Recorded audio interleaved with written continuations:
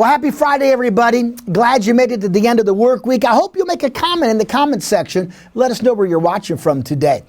And today we're going to start a new series in our little morning check-ins, going through the prophet Elijah in the Old Testament. Now, we're first introduced to him in 1 Kings 16 by seeing the environment he comes into.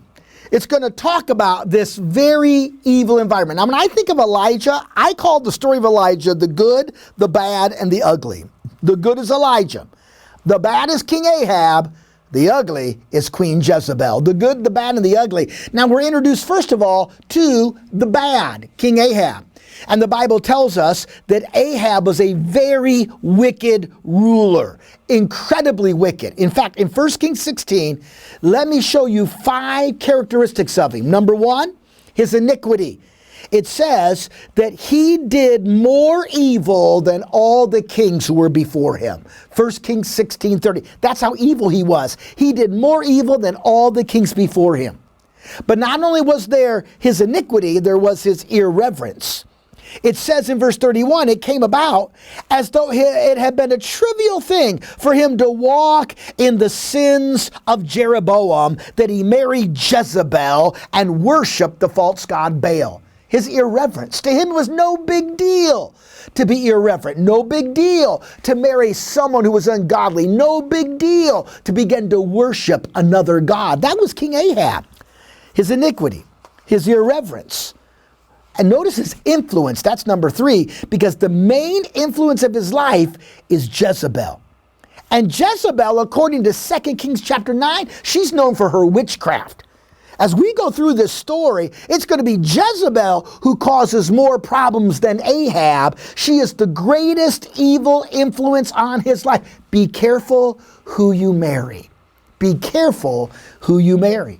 So we see his iniquity, his irreverence, his influence. Notice his idolatry, because it says he started worshiping Baal. Baal would have been one of the gods that Jezebel brought into the land, a god known for horrible immorality, even sacrificing children. That was the god he began to worship.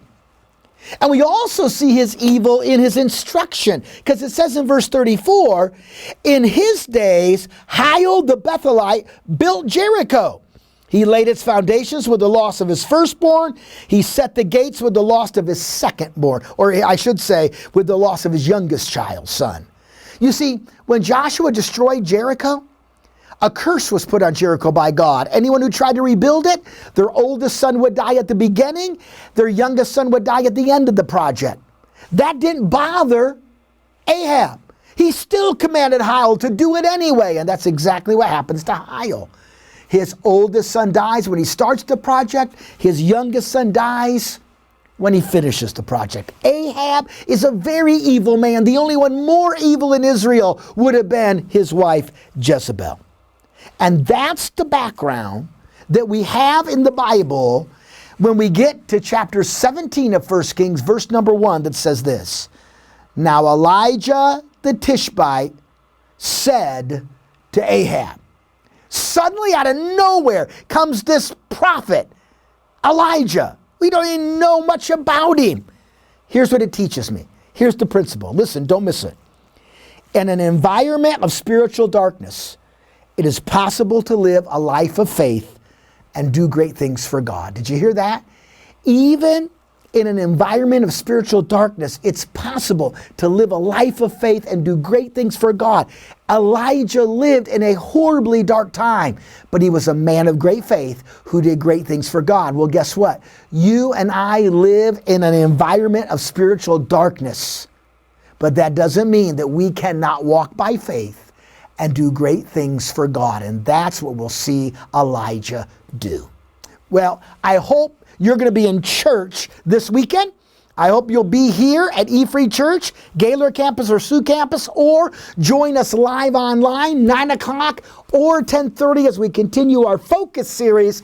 This Sunday we're talking about how to read your Bible. And then don't forget, Monday morning we'll continue learning about Elijah. Don't miss our morning check-in. Have a great weekend.